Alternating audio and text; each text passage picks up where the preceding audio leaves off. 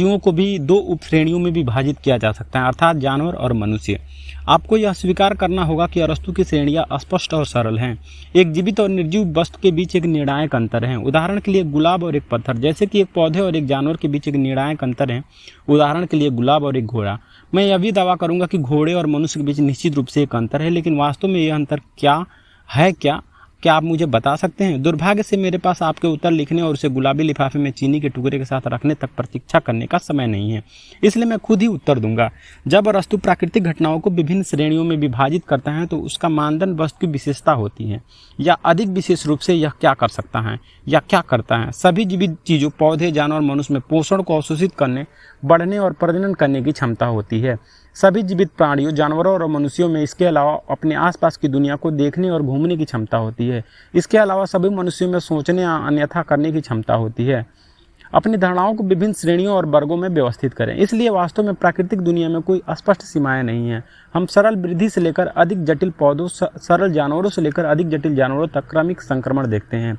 इस पैमाने के शीर्ष पर मनुष्य है, जो अरस्तू के अनुसार प्रकृति का संपूर्ण जीवन जीता है। मनुष्य पौधे की तरह बढ़ता और पोषण ग्रहण करता है, उसमें जानवरों की तरह भावनाएं और चलने की क्षमता होती है, लेकिन उसमें मनुष्यों की एक विशेषता भी होती है, और यह है कि तर्कसंगत रूप से सोचने की क्षमता। इसलिए मनुष्य में दिव्य तर्क की चिंगारी है। सोफी, हाँ, मैंने दिव्य कहा। समय समय पर अरस्तू हमें याद दिलाते हैं कि एक ईश्वर अवश्य होना चाहिए जिसने प्राकृतिक दुनिया में सभी हलचलें शुरू की। इसलिए ईश्वर को प्रकृति के पैमाने पर सबसे ऊपर होना चाहिए। अरस्तू ने तारों और ग्रहों की गति की कल्पना की थी, जो पृथ्वी पर सभी गतिविधियों का मार्गदर्शन करते हैं, लेकिन आकाशीय पिंडों को गति देने के लिए कुछ तो होना ही चाहिए। अरस्तू ने इसे प्रथम चालक या ईश्वर कहा था। प्रथम चालक स्वयं विश्राम में है, लेकिन यह आकाशीय पिंडों की गति का औपचारिक कारण है, और इस प्रकार प्रकृति में सभी गति का कारण है। नीति। सोफी, आइए हम मनुष्य की ओर लौटें। अरस्तू के अनुसार मनुष्य का रूप एक आत्मा है, जिसमें एक पौधे जैसा एक भाग है, एक पशु जैसा भाग और एक तर्कसंगत भाग होता है। और अब वह पूछता है कि हमें कैसे जीना चाहिए, एक अच्छा जीवन जीने के लिए क्या आवश्यक है। उसका उत्तर मनुष्य अपनी सभी क्षमताओं और योग्यता का उपयोग करके ही खुशी प्राप्त कर सकता है। अरस्तू का मानना था कि खुशी के दौरान तीन रूप हैं। खुशी का पहला रूप आनंद और आनंद से भरा जीवन है। खुशी का दूसरा रूप स्वतंत्र और जिम्मेदार नागरिक के रूप में जीवन है। खुशी का तीसरा रूप विचारक और दार्शनिक के रूप में जीवन है। अरस्तू ने तब इस बात पर जोर दिया कि मनुष्य को खुशी और संतुष्टि पाने के लिए तीनों मानदंड के एक साथ मौजूद होने चाहिए। उन्होंने असंतुलन के सभी रूपों को अस्वीकार कर दिया। अगर वे आज जीवित होते तो शायद वे कहते कि जो व्यक्ति केवल अपने शरीर का विकास करता है वह उतना ही असंतुलित जीवन जीता है जितना कि वह व्यक्ति जो केवल अपने दिमाग का उपयोग करता है। दोनों चरम सीमाएं जीवन के विकृत तरीके की अभिव्यक्ति हैं। यही बात मानवीय रिश्तों पर लागू होती हैं, जहाँ अरस्तू ने स्वर्णिम माध्य, हमें न तो कायर होना चाहिए और न ही जल्दीबाजी, बल्कि साहसी होना चाहिए। बहुत कम साहस कायरता है, बहुत ज़्यादा उतावलापन है। न तो कंजूस और न ही फजूल खर्चे, बल्कि उदार होना चाहिए। बहुत ज़्यादा उदार न होना कंजूस होना है, बहुत ज़्यादा उदार होना फजूल खर्ची है। खाने के लिए भी यही बात लागू होती है। बहुत कम खाना खतरनाक है, लेकिन बहुत ज़्यादा खाना भी खतरनाक है। प्लेटो और अरस्तू दोनों की नैतिकता को यूनानी चिकित्सा की प्रतिध्वनियाँ हैं। केवल संतुलन और संयम का अभ्यास करके ही मैं एक खुशहाल और सामंजस्यपूर्वक जीवन प्राप्त कर सकता हूँ। राजनीति।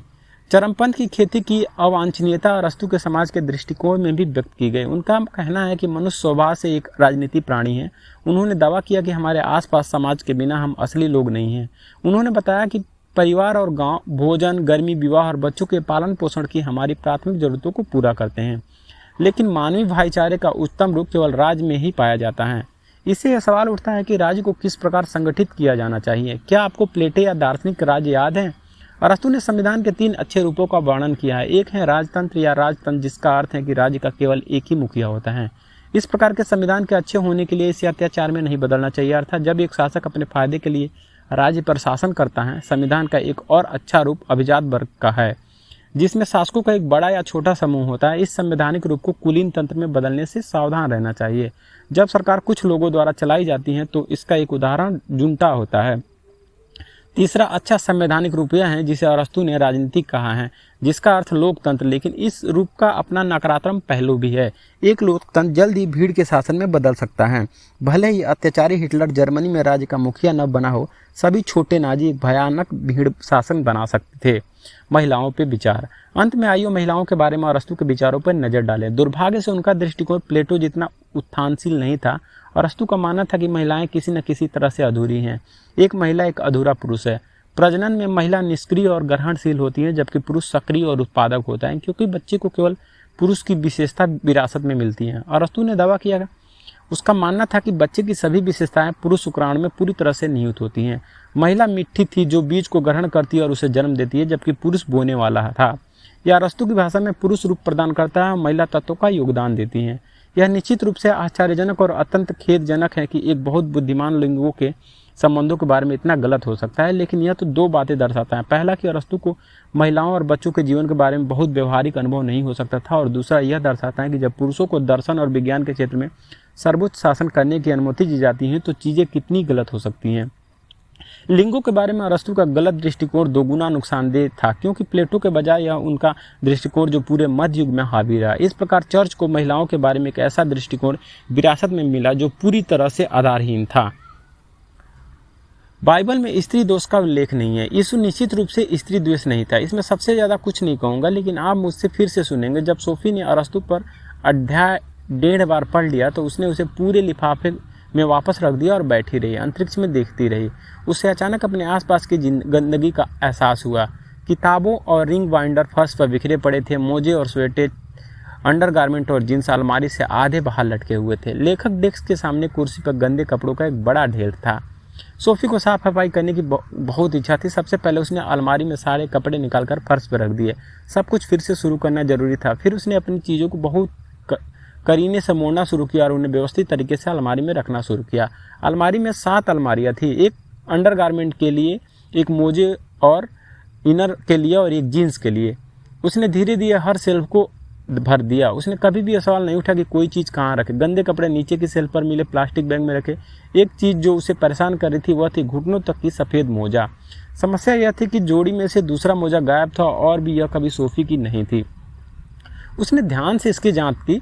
मालिक की पहचान करने के लिए कुछ भी नहीं था, लेकिन सोफी को इस बात का पक्का संदेह था कि मालिक कौन है। उसने इसे लेगो, वीडियो कैसेट और लाल रेशमी दुपट्टे के साथ सबसे ऊपर की शेल्फ पर फेंक दिया।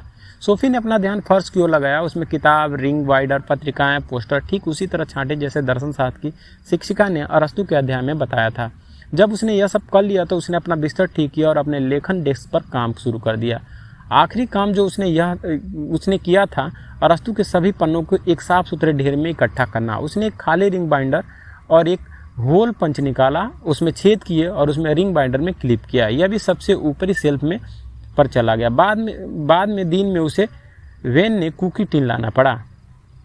अब से चीज़ें साफ सुथरी रखी जाएगी, और उसका मतलब सिर्फ अपने कमरे से नहीं था। अरस्तु को पढ़ने के बाद उसे एहसास हुआ कि अपने विचारों को व्यवस्थित करना भी उतना ही महत्वपूर्ण है। उसने कोठरी की सबसे ऊपरी शेल्फ को खास तौर पर उस चीज़ के लिए सुरक्षित कर लिया था। कमरे में एकमात्र जगह थी जिस पर उसका अभी तक पूरा नियंत्रण नहीं था। 2 घंटे से ज़्यादा समय तक उसकी माँ ने कोई हलचल नहीं दिखी। सोफी नीचे गई। अपनी माँ को जगाने से पहले उसने अपने पालतू जानवरों को खाना खिलाने का फैसला किया। वह रसोई में गोल्ड फिश के कटोरे के ऊपर झुकी। उनमें से एक मछली काली थी, एक नारंगी, एक लाल और एक सफ़ेद। इसलिए उसने उन्हें ब्लैक जैक, गोल्ड टॉप और रेड राइडिंग हुड का नाम दिया था। जैसे ही उसने पानी में मछली का भोजन डाला, उसने कहा, अब प्रकृति के जीवित प्राणियों में से हैं आप, पोषण को अवशोषित करते हैं, आप खुद को विकसित और प्रजनन कर सकते हैं अधिक सटीक रूप से। आप पशु साम्राज्य से संबंधित है, इसलिए आप इधर उधर घूम सकते हैं और दुनिया को देख सकते हैं। सटीक रूप से कहें तो आप मछली हैं और आप अपने गलफड़ों में सांस लेते हैं और जीवन जल में आगे पीछे तैर सकते हैं। सोफी ने मछली के खाने के जार पर ढक्कन वापस लगा दिया। प्रकृति के पैमाने स्तर सुनहरी मछली को रखने के तरीके से काफ़ी संतुष्टि और विशेष रूप से जीवन का जल अभिव्यक्ति से प्रसन्न थी। तो अब बुजुर्गर की बारी थी। सोफी ने उनके भोजन के कप में थोड़ा सा पक्षी का बीज डाला और कहा कि प्रिय स्मिथ और स्मूल, तुम प्यारे छोटे तोते बन गए हो, क्योंकि तुम प्यारे छोटे तोते के अंडों से बने हुए, और क्योंकि इन अंडों का आकार तोते जैसा था। सौभाग्य से तुम बड़े होकर चीखने वाले तोते नहीं बने। सोफी फिर बड़े बाथरूम में चली गई, जहाँ सुस्त कछुआ एक बड़े बक्से में पड़ा था। जब उसकी माँ नहाती थी वो चिल्लाती कि वह एक दिन इसे मार डालू, लेकिन अब तक यह खोखली धमकी थी। सोफी ने एक बड़े जेम जार में सलाद पत्ता लिया और उस बॉक्स में रख दिया। प्रिय गोविंदा, उसने कहा, तुम सबसे तेज जानवर में से नहीं हो, लेकिन तुम निश्चित रूप से उस विशाल दुनिया के एक छोटे से हिस्से को महसूस करने में सक्षम हो जिसमें हम रहते हैं। तुम्हें इस तथ्य से संतुष्ट होना होगा कि तुम अकेले नहीं हो जो अपनी सीमाओं को पार कर सकते हो। शेरकन शायद चूहे पकड़ने के लिए बाहर गया था, जो बिल्ली का स्वभाव है। सोफी लिविंग रूम से अपनी माँ के बेडरूम की ओर चली गई। कॉफ़ी टेबल पर डेल्फोडिल्स का एक फूलदान रखा था। ऐसा लग रहा था जैसे सोफी के जाने पर पीले फूल सम्मानपूर्वक झुके हुए थे। वह एक पल के लिए रुकी और अपनी उंगलियों से उनके चिकने सिरों को धीरे से छुआ। तुम भी प्रकृति के जीवित हिस्से से संबंधित हो, उसने कहा। वास्तव में तुम जिस फूलदान में हो उसकी तुलना में तुम काफ़ी विशेषाधिकार प्राप्त हो, लेकिन दुर्भाग्य से तुम इसकी सराहना नहीं कर पा रहे हो। फिर सोफी दबे पांव अपनी माँ के शयन कक्ष में चली गई। हालांकि उसकी माँ गहरी नींद में थी। सोफी ने उसे माथे पर हाथ रख दिया। तुम सबसे भाग्यशाली लोगों में से एक हो, उसने कहा, क्योंकि तुम न केवल मैदान की लिली की तरह जीवित हो और तुम न केवल शेरकन या गोविंदा की तरह एक जीवित प्राणी हो, तुम एक इंसान हो और इसलिए तुम्हारे पास विचार की दुर्लभ क्षमता है। तुम किस बारे में बात कर रही हो सोफी? उसकी माँ सामान्य से अधिक जल्दी जाग गई थी। मैं तो बस इतना कह रहा था कि तुम एक आलसी कछुए की तरह दिख रही हो। अन्यथा मैं तुम्हें बता सकती हूँ कि मैंने अपने कमरे को दार्शनिक मूर्तियाँ के साथ साफ कर दिया है। उसकी माँ ने सिर उठाया। मैं अभी आती हूँ, उसने कहा। क्या तुम कॉफ़ी बना दोगी? सोफी ने वैसा ही किया जैसा उससे कहा गया था और वे जल्द ही रसोई में बैठकर कॉफ़ी, जूस और चॉकलेट का आनंद ले रहे थे। अचानक सोफी बोली, क्या आपने कभी सोचा है कि हम जीवित क्यों हैं माँ?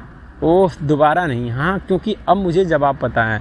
लोग इस ग्रह पर इसलिए रहते हैं ताकि कोई हर चीज़ को नाम दे सकें। क्या यह सही है? मैंने इस बारे में कभी नहीं सोचा था।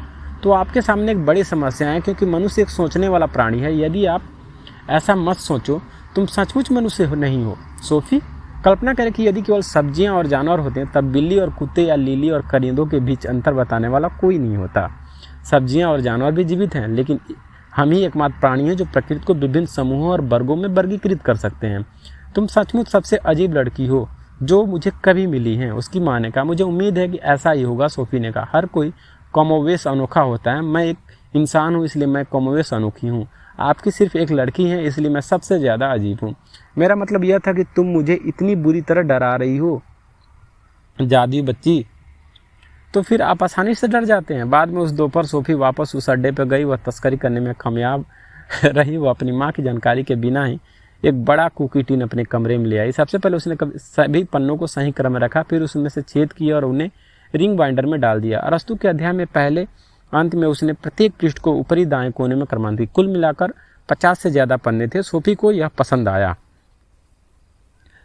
दर्शन साहब को अपनी खुद की किताब संकलित करने की प्रक्रिया में यह उसके द्वारा नहीं लिया गया था, बल्कि विशेष रूप से उसके लिए लिखा गया था। उसके पास सोमवार के लिए अपना होमवर्क करने का समय नहीं था। संभवतः वो धार्मिक ज्ञान की परीक्षा देने वाले थे, लेकिन शिक्षक हमेशा कहते थे कि वे व्यक्तिगत प्रतिबद्धता और मूल्य निर्णय को महत्व देते हैं। सोफी को लगा कि उसके पास दोनों के लिए एक निश्चित आधार होना शुरू हो गया है। यूनानी आग से निकली एक चिंगारी।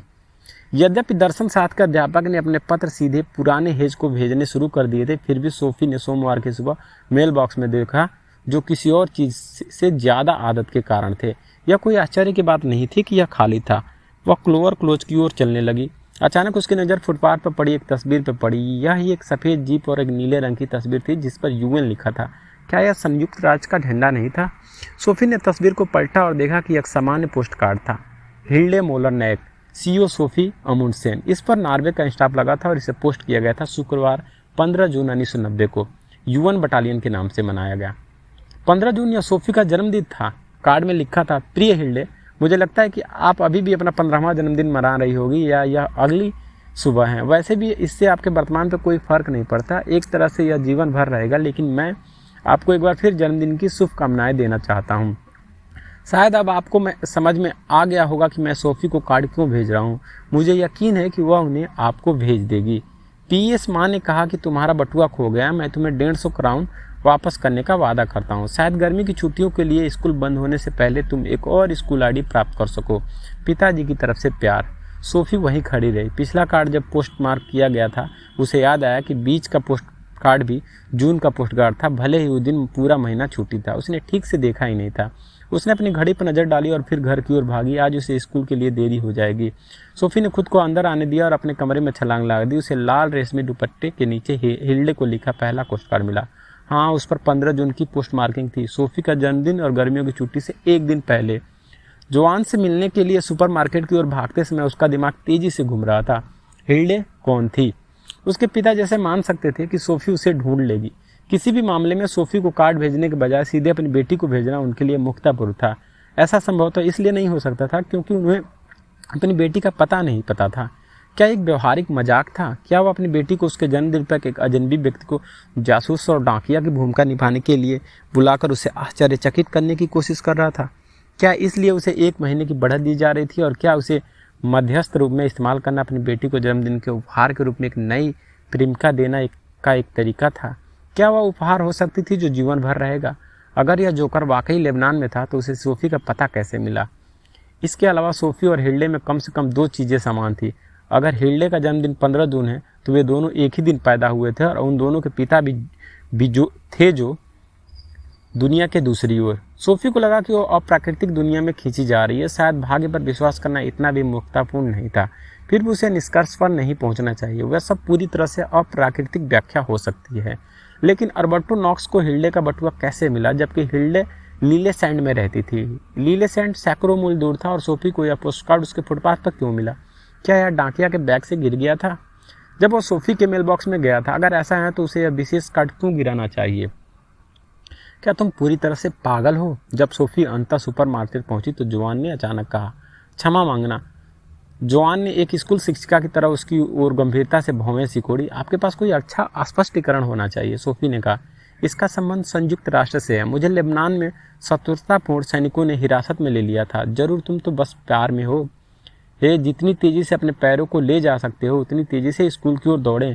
धार्मिक ज्ञान की परीक्षा जिसके लिए सोफी को तैयार करने का समय नहीं मिला था, तीसरे पीरियड में दे दी गई। सीट पर लिखा था, जीवन और सहनशीलता का दर्शन। फर्स्ट, उन चीज़ों की सूची बनाएं जिन्हें हम जान सकते हैं। फिर उन चीज़ों की सूची बनाएं जिन पर हम केवल विश्वास कर सकते हैं। किसी व्यक्ति के जीवन दर्शन को प्रभावित करने वाले कुछ कारकों का उल्लेख कीजिए। विवेक का क्या मतलब है? क्या आपको लगता है कि विवेक और सब लोग हैं? मूल्यों की प्राथमिकता में क्या तात्पर्य है? सोफी ने लिखना शुरू करने से पहले कुछ देर तक सोचा, क्या यह अल्बर्टो नॉक्स से सीखे गए विचारों का उपयोग कर सकती है? उसे ऐसा करना ही था क्योंकि उसने कई दिनों से अपनी धार्मिक ज्ञान की किताब नहीं खोली थी।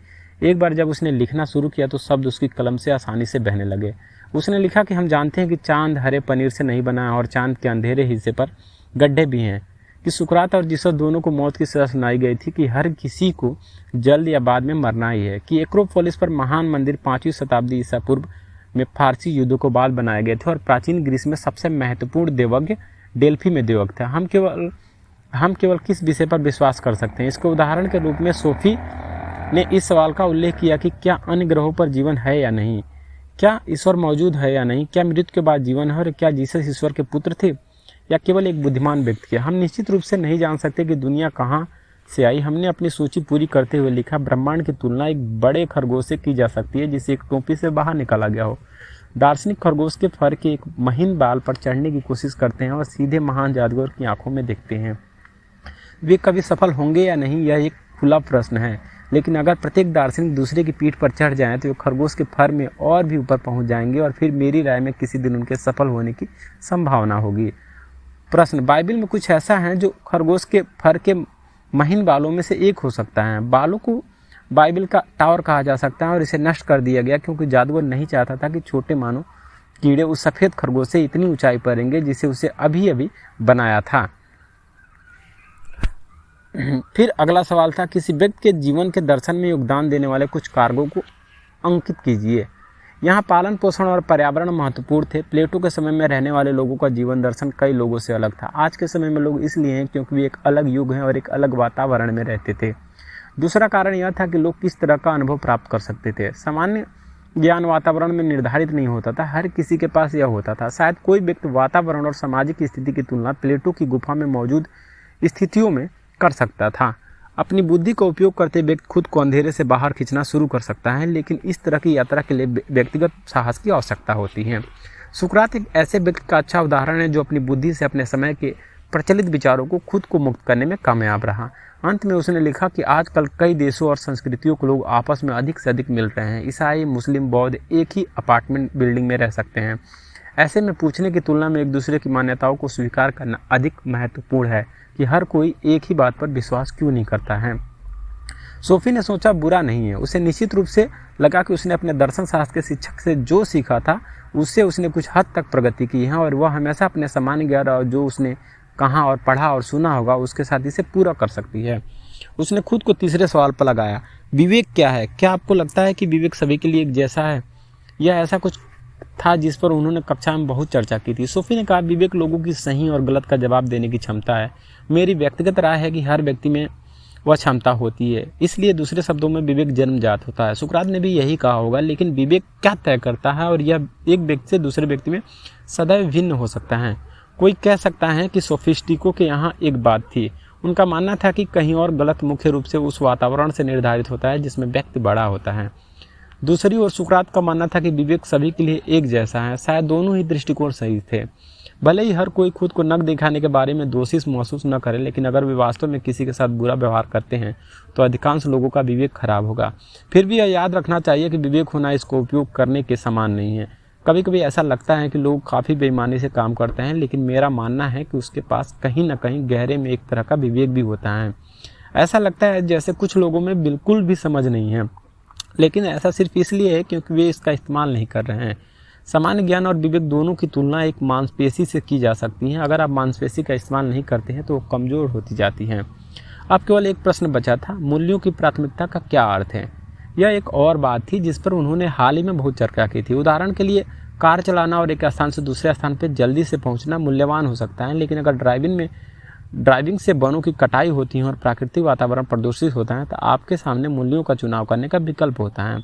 सावधानीपूर्वक विचार करने के बाद सोफी को लगा कि वह इस निष्कर्ष पर पहुंचती है कि स्वरूप जंगल और शुद्ध वातावरण जल्दी से काम पर जाने से ज़्यादा मूल्यवान है। उसने कई और उदाहरण दिए। अंत में उन्होंने लिखा कि व्यक्तिगत रूप से मुझे लगता है कि दर्शन शास्त्र अंग्रेजी व्याकरण से ज़्यादा महत्वपूर्ण है, इसलिए समय सारणी में दर्शन शास्त्र को शामिल करना और समय में थोड़ी कटौती करना मूल्यों की एक समझदारीपूर्ण प्राथमिकता होगी। अंग्रेजी की कक्षाएं आखिरी ब्रेक में टीचर ने सोफी को एक तरफ बुला लिया पास। मैंने पहले ही तुम्हारा धर्म परीक्षण पढ़ लिया है, उसने कहा।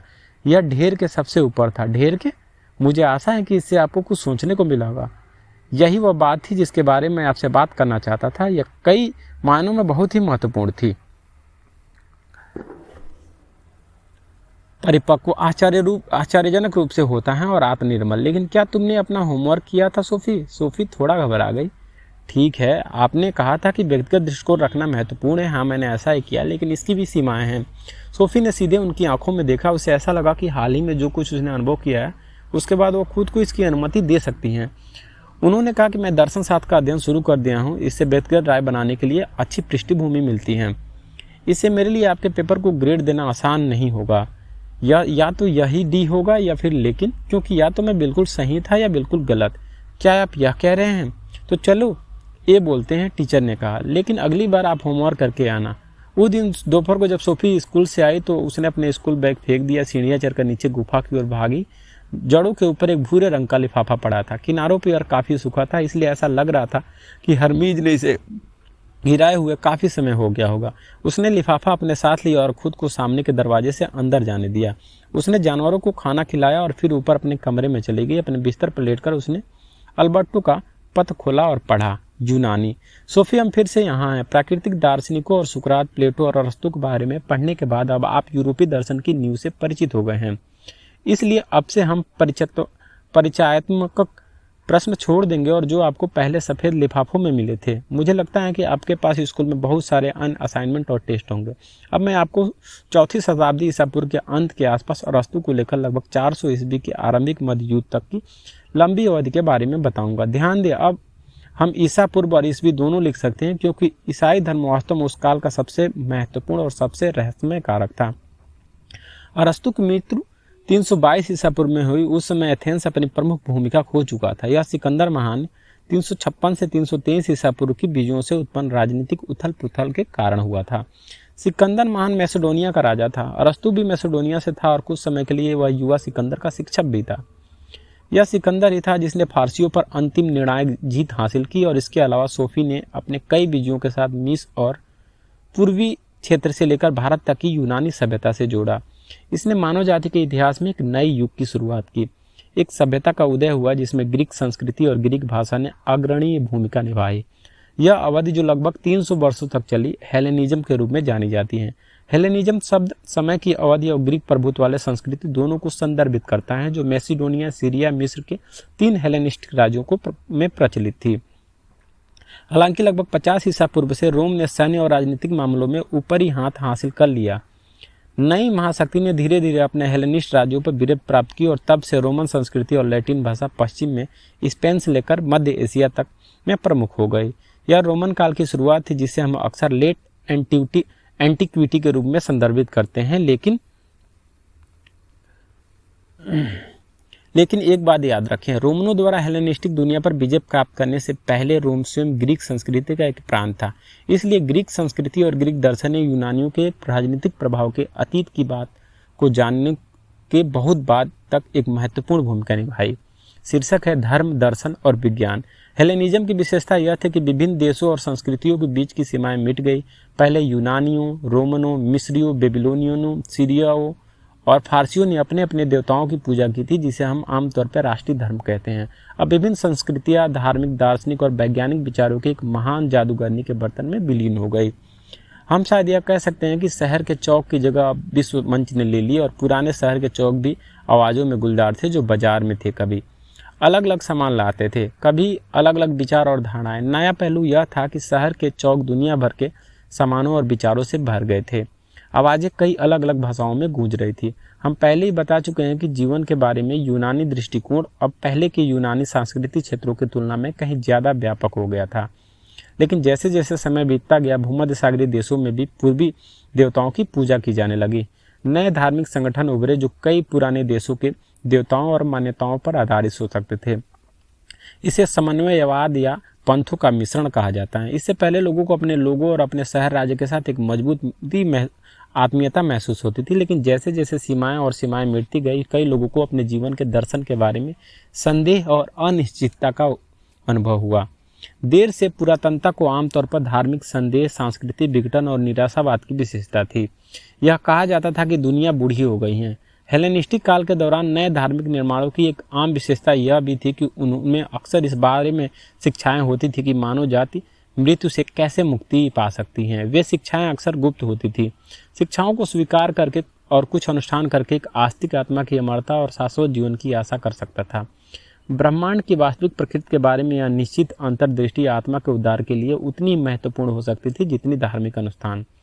सोफी नए धर्मों के लिए इतना ही काफ़ी है, लेकिन दर्शन मुक्ति और शांति की दिशा में तेजी से आगे बढ़ रहा था। अब सोचा गया कि दार्शनिक अंतर्दृष्टि का न केवल अपना पुरस्कार है, बल्कि यह मानव जाति को निराशावाद और मृत्यु के भय से भी मुक्त करती हैं। इस प्रकार धर्म और दर्शन के बीच की सीमाएं धीरे धीरे समाप्त हो गई। सामान्य तौर पर हेलेनिज्म का दर्शन आश्चर्यजनक रूप से मौलिक नहीं था। कोई नया प्लेटो या अरस्तु सामने नहीं आया। इसके विपरीत 3 महान एथेनियन दार्शनिक कई दार्शनिक प्रवृत्तियों के लिए प्रेरणा का स्रोत थे, जिनका मैं संक्षिप्त में वर्णन करूंगा। हेलेनिस्टिक विज्ञान भी विभिन्न संस्कृतियों के ज्ञान के मिश्रण से प्रभावित था। अलेक्जेंड्रिया शहर ने यहाँ पूर्व और पश्चिम के बीच मिलन के स्थल के रूप में महत्वपूर्ण भूमिका निभाई, जबकि एथेंस प्लेटो और अरस्तु के बाद भी दर्शन शास्त्र के स्कूलों के साथ दर्शन शास्त्र का केंद्र बना रहा। अलेक्जेंड्रिया विज्ञान का केंद्र बन गया। अपने व्यापक पुस्तकालय के साथ वह गणित, खगोल विज्ञान और जीव विज्ञान के चिकित्सा का केंद्र बन गया। हेलेनिस्टिक संस्कृति की तुलना आज की दुनिया से की जा सकती है। 20वीं सदी भी एक तेजी से खुली सभ्यता से प्रभावित रही। हमारे समय में भी इस खुलेपन का कारण धर्म और दर्शन से जबरदस्त उथल पुथल हुई है। और जिस तरह ईसाई युग की शुरुआत में रोम में ग्रीक, मिस्र और ओरिएंटल धर्म देखे जा सकते थे, आज जब हम 20वीं सदी के अंत के करीब पहुंच रहे हैं, तो हम सभी यूरोपीय शहरों में दुनिया के सभी हिस्सों या किसी भी आकार के धर्म पा सकते हैं। आजकल हम ये भी देख नहीं रहे हैं कि कैसे पुराने और नए धर्मों, दर्शनों और विज्ञानों का समूह जीवन दृष्टिकोण बाजार पर नए प्रस्ताव का आधार बन सकता है। इस नए ज्ञान का अधिकांश हिस्सा वास्तव में पुराने विचारों का अवशेष है, जिसकी कुछ जड़ें हेलेनिज्म तक जाती है। जैसा कि मैंने कहा है, हेलेनिस्टिक दर्शन ने सुकरात, प्लेटो और अरस्तु द्वारा उठाई गई समस्याओं पर काम करना जारी रखा। उन सभी में यह जानने की इच्छा आम थी कि मानव जाति को किस तरह से जीना और मरना चाहिए। वे नैतिकता से चिंतित थे। नई सभ्यता में यह केंद्रीय दार्शनिक परियोजना बन गई। मुख्य जोड़ यह पता लगाने पर था कि सच्ची खुशी क्या है और इसे कैसे प्राप्त किया जा सकता है। हम इनमें से 4 दार्शनिक प्रवृत्तियों पर नज़र डालने जा रहे हैं। द सिनिक्स, कहानी यह है कि एक दिन सुकरात एक दुकान पर खड़े होकर हर तरह का सामान बेच रहे थे। अंत में उन्होंने कहा कि ऐसी कितनी प्यारी चीज़ें हैं जिनकी मुझे ज़रूरत नहीं। यह कथन दर्शन के सिनिक स्कूल का आदर्श वाक्य हो सकता है, जिसकी स्थापना 400 ईसा पूर्व के आसपास एथेंस में एंटीस्थेनेस ने की थी। एंटीस्थेनेस सुकरात का शिष्य था और विशेष रूप से एक दार्शनिक बन गया था। उसकी मितव्ययिता में दिलचस्पी थी। सिनिक्स ने इस बात पर जोर दिया कि सच्ची खुशी भौतिक विलासिता, राजनीतिक शक्ति या अच्छे फासले जैसे बाहरी लाभों से नहीं मिलती हैं। सच्ची खुशी ऐसे यादृच्छिक और क्षणभंगुर चीज़ों पर निर्भर होने में निहित है, क्योंकि खुशी इस तरह के लाभों में शामिल नहीं है। यह हर किसी की पहुंच में है। इसके अलावा एक बार प्राप्त होने के बाद इसे कभी नहीं खोया जा सकता। सिनिक्स में सबसे प्रसिद्ध डायोनोसिस था, जो एंटीस्थेनेस का शिष्य था, जो कथित तौर पर एक बैरल में रहता था और उसके पास एक लवादा, एक छड़ी और एक ब्रेड बैग के अलावा कुछ भी नहीं था। इसलिए उसे उसकी खुशी छीनना आसान नहीं था। एक दिन जब वो अपने बैरल के पास बैठकर धूप का आनंद ले रहा था तो सिकंदर महान उसके पास आया।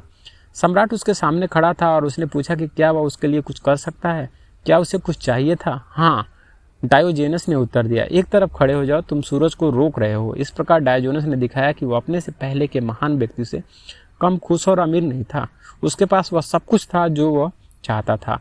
निंदक मानते थे कि लोगों को अपने स्वास्थ्य के बारे में चिंतित होने की जरूरत नहीं है, यहाँ तक कि दुख और मौत भी उन्हें परेशान नहीं करनी चाहिए। न ही उन्हें दूसरों के दुखों की चिंता में खुद को परेशान होने देना चाहिए। आजकल निंदक और निंदावाद शब्दों का मतलब मानवीय ईमानदारी से अविश्वास करना है और वे दूसरे लोगों के दुख के प्रति असंवेदनशील का संकेत देती हैं। स्टोइक विचारधारा के विकास में सिनिक्स का महत्वपूर्ण योगदान था। दर्शन, जो कि 300 ईसा पूर्व के आसपास एथेंस में विकसित हुआ, इसके संस्थापक जेनो थे, जो मूल रूप से साइप्रस से आए थे और जहाज के डूबने के बाद एथेंस में सिनिक्स में शामिल हो गए थे। वह अपने अनुयायियों को एक पोर्टिको के नीचे इकट्ठा करते थे। स्टोइक नामक ग्रीक शब्द पोर्टिको से आया है। स्टोकवाद का बाद में रोमन संस्कृति के लिए बहुत महत्व था। हेराक्लिटस की तरह स्टोक्स मानते थे कि हर कोई एक ही सामान्य ज्ञान या लोगों का हिस्सा है। उनका मानना था कि प्रत्येक व्यक्ति एक लघु विश्व या था, सूक्ष्म ब्रह्मांड की तरह है, जो बृहद ब्रह्मांड का प्रतिबिंब है। इससे यह विचार आया कि एक सार्वभौमिक सहीपन मौजूद है, जिसे प्राकृतिक कानून कहा जाता है, और क्योंकि यह प्राकृतिक कानून कालातीत, मानवीय और सार्वभौमिक तौर पर आधारित है, इसलिए समय और स्थान के साथ नहीं बदलता। इस मामले में स्टोइक ने सोफिस्टिकों के खिलाफ सुकरात का साथ दिया। प्राकृतिक कानून ने सभी मानव जाति को नियंत्रित किया, यहाँ तक कि दासों को भी। स्टोइक विभिन्न राज्यों के कानूनों को प्रकृति में निहित कानून की अपूर्ण नकल मात्र मानते थे। जिस तरह से स्टोइक ने व्यक्ति और ब्रह्मांड के बीच के अंतर को मिटा दिया, उसी तरह उन्होंने आत्मा और पदार्थ के बीच किसी भी संघर्ष को भी नकार दिया। उन्होंने कहा कि प्रकृति केवल एक ही है। इस तरह के विचार को अद्वैतवाद कहा जाता है, प्लेटो के स्पष्ट द्वैतवाद या दो गुना वास्तविकता के विपरीत। अपने समय के सच्चे बच्चों के रूप में स्टोइक स्पष्ट रूप से विश्वव्यापी थे, जिसमें वो बैरल दार्शनिकों की तुलना में समकालीन संस्कृति के प्रति अधिक ग्रहणशील थे। उन्होंने मानवीय संगति की ओर ध्यान आकर्षित किया। वे राजनीति में व्यस्त थे और उनमें से कई विशेष रूप से रोमन सम्राट मार्कस ऑरेलियस, जो 121 से 180 ईस्वी में सक्रिय राजनेता थे। उन्होंने रोम में ग्रीक संस्कृति और दर्शन को प्रोत्साहित किया था। उसमें सबसे प्रतिष्ठित वक्ता, दार्शनिक और राजनेता सीसरो, जो 106 से 43 ईस्वी पूर्व था। यह वह था जिसने मानवतावाद, पानी जीवन का एक दृष्टिकोण जो व्यक्ति को अपना केंद्रीय केंद्र बनाता है, की अवधारणा बनाई। कुछ साल बाद स्टोइक सेनेका, जो 400 ईसा पूर्व से 65 ईस्वी, ने कहा कि मानवता के लिए मानवजात पवित्र है। यह तब से मानवता का नारा बना हुआ है। इसके अलावा स्टोइक ने इस बात पर जोर दिया कि बीमारी और मृत्यु जैसी सभी प्राकृतिक प्रक्रियाएं प्रकृति के अटूट नियमों का पालन करती हैं।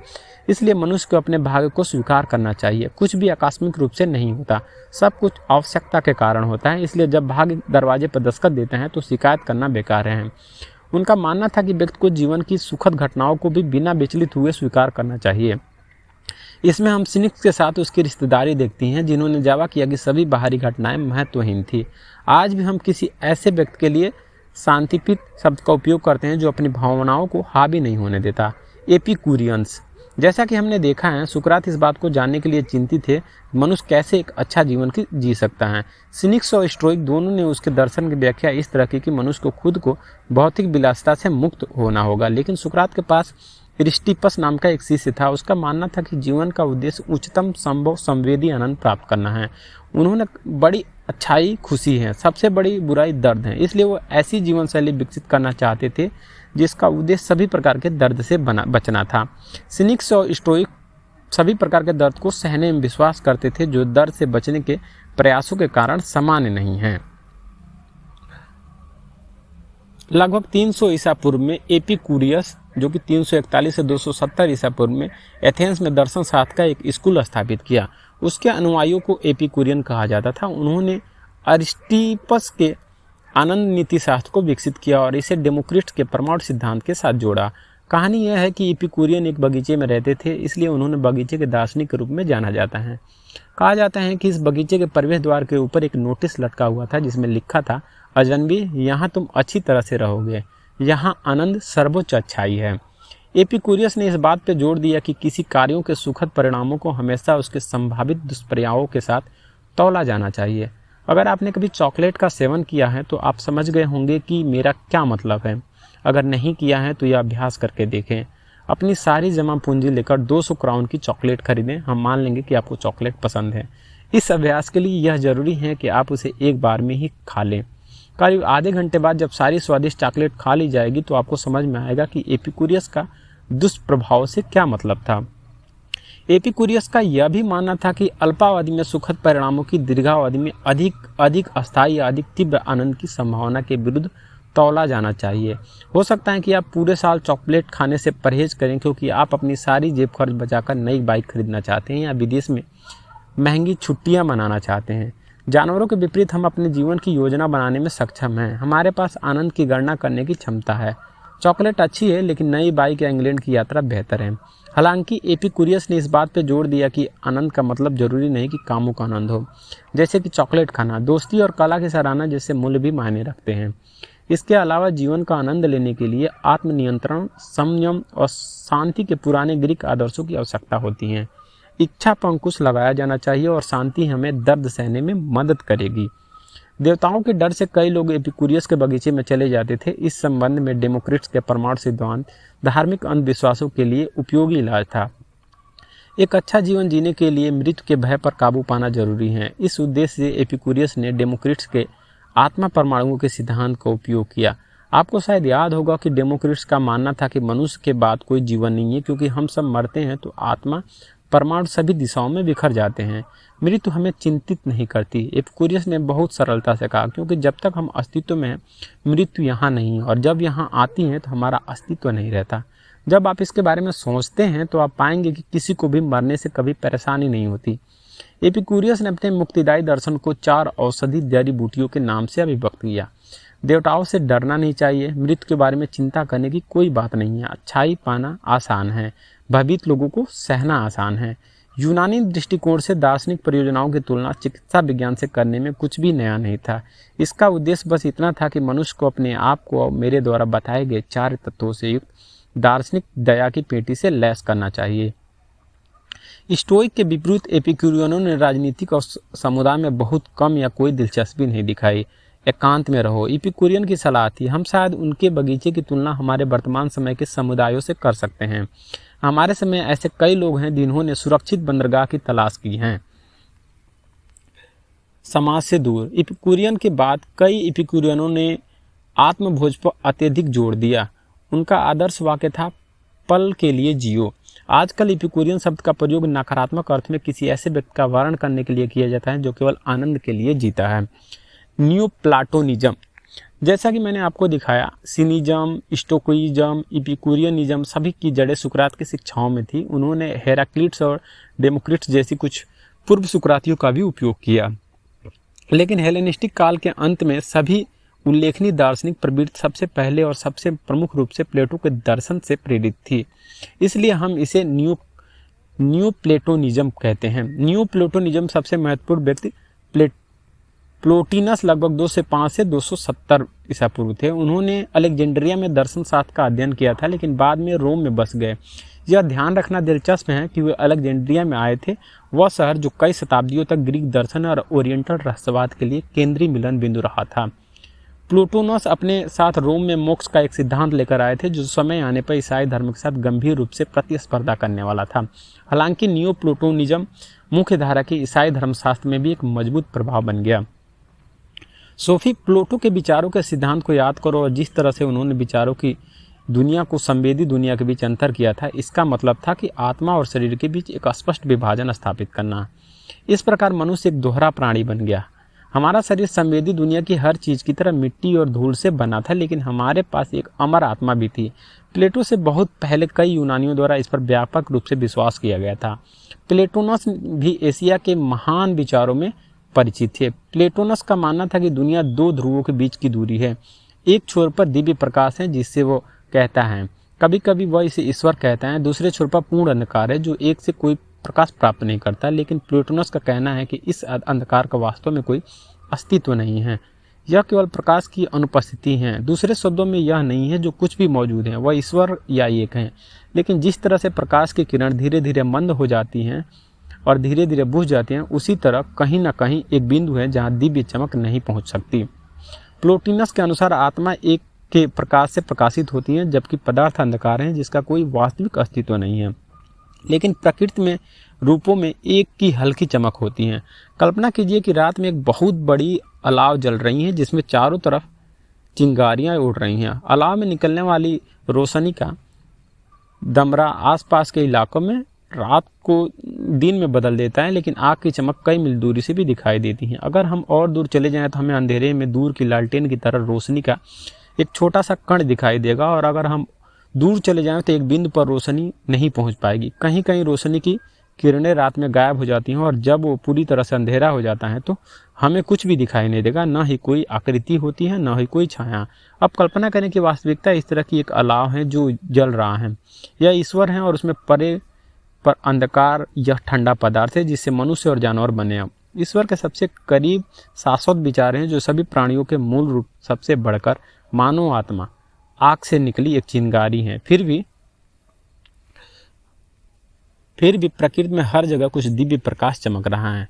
हम इसे सभी जीवित प्राणियों में देख सकते हैं, यहाँ तक कि गुलाब या नीलम से भी हम इसकी दिव्य चमक होती है। जीवन परमेश्वर से सबसे दूर पृथ्वी, जल और पत्थर है। मैं कह रहा हूँ कि हर चीज में दिव्य रहस्य का कुछ अंश है।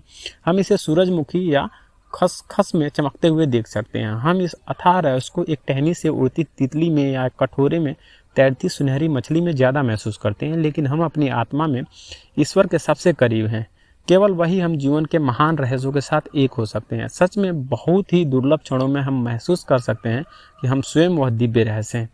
प्लूटोनिज्म का रूपक प्लेटो की गुफा के मिथक जैसा है। हम गुफा के मुहाने से जितना करीब पहुंचते हैं, हम उसके उतने ही करीब पहुंचते हैं जिससे कि सारा अस्तित्व निकलता है। लेकिन प्लेटो की स्पष्ट दोहरी वास्तविकता के विपरीत प्लूटोनिज्म की सिद्धांत की विशेषता पूर्णतया के अनुभव से है। सब कुछ एक है क्योंकि सब कुछ ईश्वर है। प्लेटो की गुफा में गहराई में छायाओं में एक की हल्की चमक है। अपने जीवन में दुर्लभ अवसरों पर प्लूटोनस ने अपनी आत्मा का ईश्वर के साथ विलय अनुभव किया। हम इसे आमतौर पर एक रहस्यमय अनुभव कहते हैं। ऐसे अनुभवों से गुजरने वाले प्लूटोनस अकेले नहीं हैं। लोगों ने हर समय और हर संस्कृति में इसके बारे में बताया है। विवरण अलग अलग हो सकते हैं, लेकिन आवश्यक विशेषताएं एक ही हैं। आइए इनमें से कुछ विशेषताओं पर नजर डालते हैं। रहस्यवाद, रहस्यमयी अनुभव ईश्वर या ब्रह्मांडी आत्मा के साथ विलय का अनुभव है। कई धर्म ईश्वर और सृष्टि के बीच की खाई पर जोड़ देते हैं, लेकिन रहस्यवादी की ऐसी कोई खाई का अनुभव नहीं होता। उसने ईश्वर के साथ एक होने या उसके साथ विलय होने का अनुभव किया है। विचार यह है कि जिससे हम आमतौर पर मैं कहते हैं वह सच्चा मैं नहीं है। छोटी झलकियों में हम एक बड़े मैं के साथ पहचानने का अनुभव कर सकते हैं। कुछ रहस्यवादी इसे ईश्वर कहते हैं, अन्य इसे ब्रह्मांडी आत्मा, प्रकृति या ब्रह्मांड कहते हैं। जब विलय होता है, रहस्यवादी को लगता है कि वह खुद को खो रहा है और ईश्वर में विलीन हो जाता है या ईश्वर में खो जाता है, और ठीक उसी तरह जिसे पानी की एक बूंद समुद्र में विलीन होने पर खुद को खो देती है। एक भारतीय रहस्यवादी ने एक बार इसे इस तरह की व्यक्त किया था कि जब मैं था तब ईश्वर नहीं, अब ईश्वर है, मैं नहीं हूँ। ईसाई रहस्यवादी एंजेलस सिलेसियस, जो कि 1624 से 1677 ईस्वी में इसे दूसरे तरीके से कहा था। हर बूंद जब समुद्र की ओर बहती है तो समुद्र बन जाती है, ठीक जैसे ही अंत में आत्मा ऊपर उठती हो तो इस तरह भगवान बन जाती है। जो अब आपको लग सकता है कि खुद को खोना विशेष रूप से सुखद नहीं हो सकता, मैं जानता हूं कि आपका क्या मतलब है, लेकिन मुद्दा यह है कि आप जो होते हो वह उससे बहुत कम है जो आप पाते हैं। आप खुद को केवल उस रूप में खोते हैं जो आपके पास इस समय है, लेकिन साथ ही आपको एहसास होता है कि आप कुछ और भी बड़े हैं। आप ब्रह्मांड है। वास्तव में आप स्वयं ब्रह्मांडी आत्मा है सोफी। आप ही ईश्वर हैं। यदि आप सोफी एमंडसन के रूप में खुद को सोचते हैं तो आप इस ज्ञान से आराम पा सकते हैं कि यह रोजमर्रा का मैं कुछ ऐसा है जिसे आप किसी दिन खो देंगे। आपका असली मैं जिसे आप केवल तभी अनुभव कर सकते हैं जब आप खुद को खोने में सक्षम हो। रहस्यवादियों के अनुसार एक रहस्यमय आग की तरह है जो अनंत काल तक जलती रहेगी, लेकिन इस तरह का रहस्यमय अनुभव हमेशा अपने आप नहीं उठता। रहस्यवादी को ईश्वर से मिलने के लिए शुद्धिकरण और ज्ञानोदय का मार्ग तलाशना पड़ सकता है। इस मार्ग में सरल जीवन और विभिन्न ध्यान तरीके शामिल है। फिर अचानक रहस्यवादी अपने लक्ष्य को प्राप्त कर लेता है और कह सकता है कि मैं ईश्वर हूँ या तुम में मैं हूँ। रहस्यवादी प्रवृत्तियाँ सभी महान विश्व धर्मों में पाई जाती हैं और रहस्यवादियों द्वारा दिए गए रहस्यवादी अनुभव के विवरण सभी संस्कृति सीमाओं के पार एक उल्लेखनीय महानता दर्शाते हैं। रहस्यवादी द्वारा रहस्यवादी अनुभव की धार्मिक या दार्शनिक व्याख्या प्रदान करने के प्रयासों में ही उसकी सांस्कृतिक पृष्ठभूमि स्वयं प्रकट होती है। पश्चिमी रहस्यवाद में यानी यहूदी, ईसाई और इस्लाम में रहस्यवादी इस काल पर जोर देते हैं कि उसकी मुलाकात एक व्यक्तिगत ईश्वर से भी होती है। हालांकि ईश्वर प्रकृति और मानव आत्मा दोनों मौजूद हैं, लेकिन वह दुनिया में बहुत ऊपर और परे भी हैं। पूर्वी रहस्यवाद में यानी हिंदू धर्म, बौद्ध धर्म और चीनी धर्म में इस बात पर जोर देना अधिक आम है कि रहस्यवादी ईश्वर या ब्रह्मांडी आत्मा के साथ पूर्ण विलय का अनुभव करता है। रहस्यवादी कह सकता है कि मैं ब्रह्मांडी आत्मा हूँ या मैं ईश्वर हूँ, क्योंकि ईश्वर केवल संसार में ही विद्यमान नहीं है, उसे अन्यत्र कहीं भी रहने की आवश्यकता नहीं है। भारत में खासतौर पर प्लेटो के समय से बहुत पहले से ही मजबूत रहस्यवादी आंदोलन चल रहे हैं। स्वामी विवेकानंद, एक भारतीय जो हिंदू धर्म को पश्चिम में लाने में सहायक थे, ने एक बार कहा था कि जिस तरह कुछ विश्व धर्म कहते हैं कि जो लोग खुद से बाहर एक व्यक्तिगत ईश्वर में विश्वास नहीं करते हैं वे नास्तिक हैं, हम कहते हैं कि जो व्यक्ति खुद पर विश्वास करता है वह नास्तिक है। अपनी आत्मा की महिमा में विश्वास न करना ही हम नास्तिकता कहते हैं। एक रहस्यमय अनुभव का नैतिक महत्व भी हो सकता है और भारत के पूर्व राष्ट्रपति सर्वपल्ली राधाकृष्णन ने एक बार कहा था कि अपने पड़ोसी से अपने जैसा प्यार करो क्योंकि तुम अपने पड़ोसी हो। यह एक भ्रम है जो आपको यह सोचने पर मजबूर करता है कि आपका पड़ोसी आपके से अलग कोई और है। हमारे समय के लोग जो किसी खास धर्म को नहीं मानते वे भी रहस्यमय अनुभव के बारे में बताते हैं। उन्हें अचानक कुछ ऐसा अनुभव हुआ है जिसे उन्होंने ब्रह्मांडी चेतना या महासागरीय अनुभूति कहा है। उन्होंने खुद को समय से अलग महसूस किया है और दुनिया को अनंत काल के परिप्रेक्ष्य से अनुभव किया है। सोफी बिस्तर पर बैठ गई। उसे महसूस करना था कि क्या उसके पास अभी भी शरीर है। जैसे वह प्लेटो और रहस्यवादियों के बारे में और अधिक चढ़ती गई, उसे ऐसा लगने लगा कि वह कमरे में खिड़की से बाहर और शहर से बहुत दूर तैर रही हैं। यहाँ से उसने चौक में सभी लोगों को देखा था और वह उस दुनिया में तैरती रही जो उसका घर था।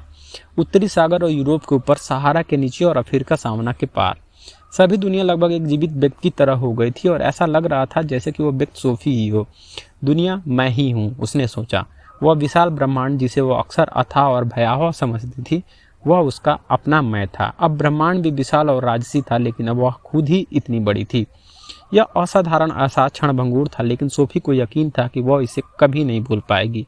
ऐसा लगा जैसे उसके अंदर कोई चीज़ उसके माथे से फूटकर बाकी सब चीज़ों में समा गई हो। जिस तरह रंग की एक बूंद पानी के पूरे जग को रंग सकती है। जब यह सब खत्म हो गया तब ऐसा लगा जैसे एक शानदार सपने के बाद सिर दर्द के साथ जागना। सोफी को थोड़ी निराशा के साथ एहसास हुआ कि उसका शरीर बिस्तर पर उठने की कोशिश कर रहा था। पेट के बल लेटकर अल्बर्टो नॉक्स के पन्ने को पढ़ने से उसकी पीठ में दर्द हो रहा था, लेकिन उसने कुछ ऐसा अनुभव किया जिसे वो कभी नहीं भूल सकती।